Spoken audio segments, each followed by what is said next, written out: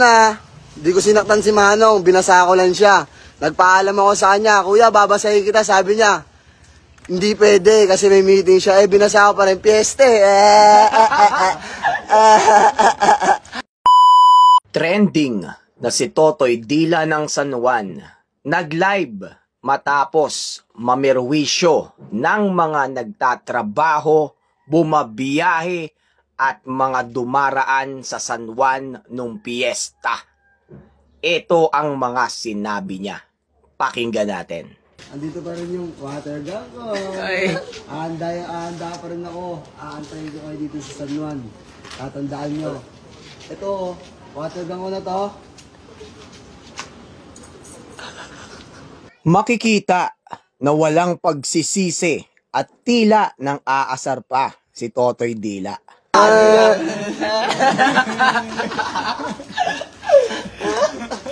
Dilaya, dilaan mo. Yeah. Tanong ko lang, anong masasabi Boss Parak, kay Parak? andito na ako. Water gun ko, inaantay ka na.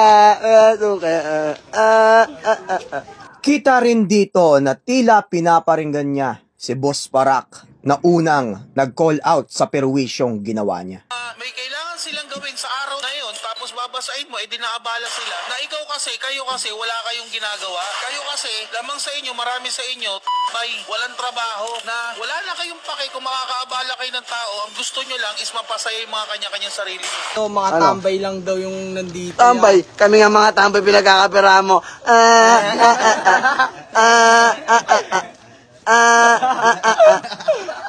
Ano, Boss Parak, manood ka ng live ko.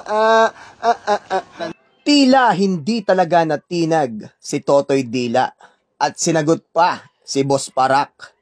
At ito naman ang sabi ni Totoy Dila sa kanyang mga basher.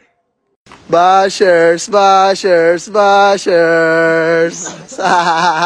Dami, nagko-comment. Bobo ka, proud ka pa? Bobo ka daw, proud ka daw, bobo. Kayo ang bobo, huwag kayo dadaan dito sa June 24. Babasahin ko kayo. Ano, kaya na. Imbis nga na humingi ng paumanhin, ay nagbanta pa si Totoy Dila na babasain niya daw kung sinong makikita niya sa muling piyesta ng San Juan sa June 24. Wala, di kayo ubra sa akin. Yan pa. Boy Dila lang. Boy D. Ano nyo, makaiyakin. Ano, bashers, bashers. Adik ka daw. Adik, paano mo pagkakama ng adik na itsurang ganyan? Namamaril lang ng water gun. Paano mag-comment ka na mag-comment? Mabisit kayo na mabisit. Ninyo. Unang-una, di ko sinaktan si Manong, binasa ko lang siya. Nagpaalam ako sa kanya, kuya, babasahin kita, sabi niya. Hindi pwede kasi may meeting siya. Binasa ko pa rin, piyeste. Sa'yo na mismo nang galing Totoy Dila na meron siyang trabaho pero binasa mo pa rin. Napakalaki mong gag. Bashers, bashers, bashers. Hindi na bago sa social media ang mga ganitong tao.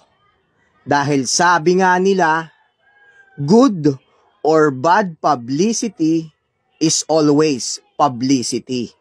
Kaya etong si Totoy Dila, ginamit ang kanyang para sumikat sa social media. Paano ba sumikat sa social media?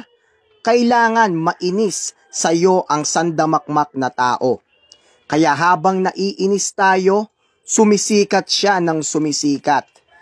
Pero isa lang ang request ko mga netizens. Huwag na nating palagpasin ang isang to. Bago pa sumikat ang katangahan nito, tanggalin na natin to sa Facebook world. Bashers, bashers, bashers.